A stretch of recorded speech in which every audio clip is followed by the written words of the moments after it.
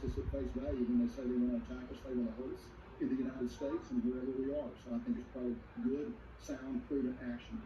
I would just, you were really in direct operational responsibility for the strikes that ultimately took out Qasem Soleimani. And there is a sort of an age-old lore that you go after the bad guys go back after you, and that these attacks on, Iranian generals and the rest in this ongoing war between Israel and, you name it, is going to incite this response. Do you buy that? Actually, the Iranians respond to force. The Iranians know and respect the use of force, and Iran tends to be deterred when they're confronted with firm action. The Israelis took firm action. Iran tried to reach back out and hurt Israel with an attack. Please subscribe for more. That attack was unsuccessful, and the Israelis, I think, were very reasonable in their response, which allowed the Iranians room to de-escalate, which I think is very important. But I think in the case of Qasem Soleimani and many other cases, the fundamental goal of Iran is to protect the ruthless theocratic government, and they will not take action that could bring it to the brink of being destroyed. So I think there's a way to deter Iran, but you have to be firm, you have to be consistent, you have to be relentless. There are mixed vibes that much of the world is getting about where we stand as a country on some of these military matters. And the debate may be brought them into focus, Commander. And a lot of people were saying of that the President Commander-in-Chief didn't look too good. Nikki Haley had said on the President's performance that our enemies just saw that they have between now and January 20th to do whatever it is they want to do.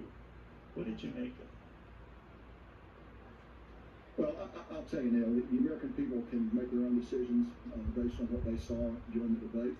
The one thing I can tell you is it's not the United States military's responsibility, role, or authority to comment on that. And it's not good for retired generals to jump in with comments on that.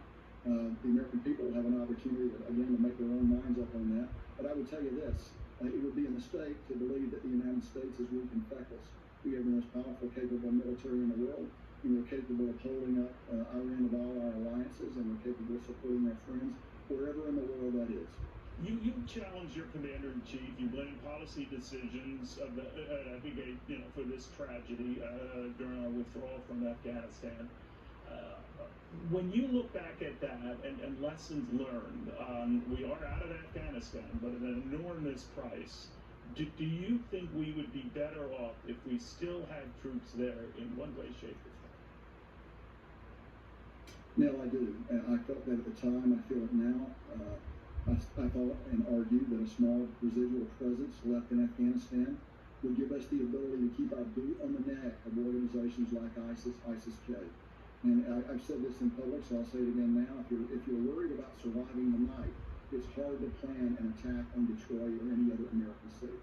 So with just a modicum of support, we would have been able to do those things. Now, we chose not to do those things, and that's absolutely the province of constitutional leadership to make those decisions. I would argue that we might be in a better place against ISIS threats had we not completely won.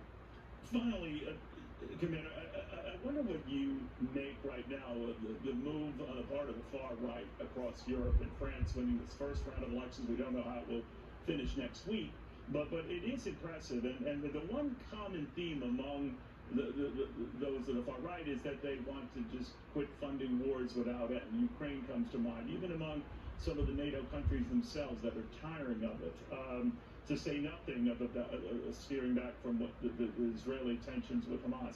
What do you make of that change? Well, I'm not a political analyst. I'm a military officer. But I would tell you that all that discussion was one half of the equation. The other half of the equation is what is Vladimir Putin and what is Russia doing. And I predict they're going to press and they're going to continue to press. So you just need to make a decision where you're going to stop them. You can stop them in Ukraine, or you can think about stopping them on the borders of Poland, or you can think about stopping them on the Rhine.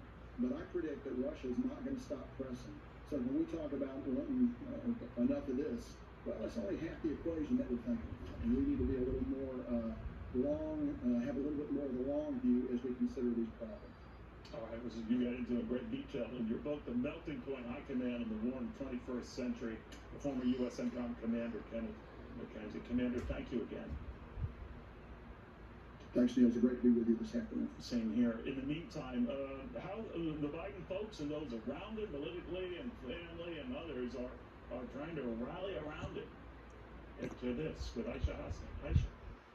Thank you for watching. Please subscribe. See you next time.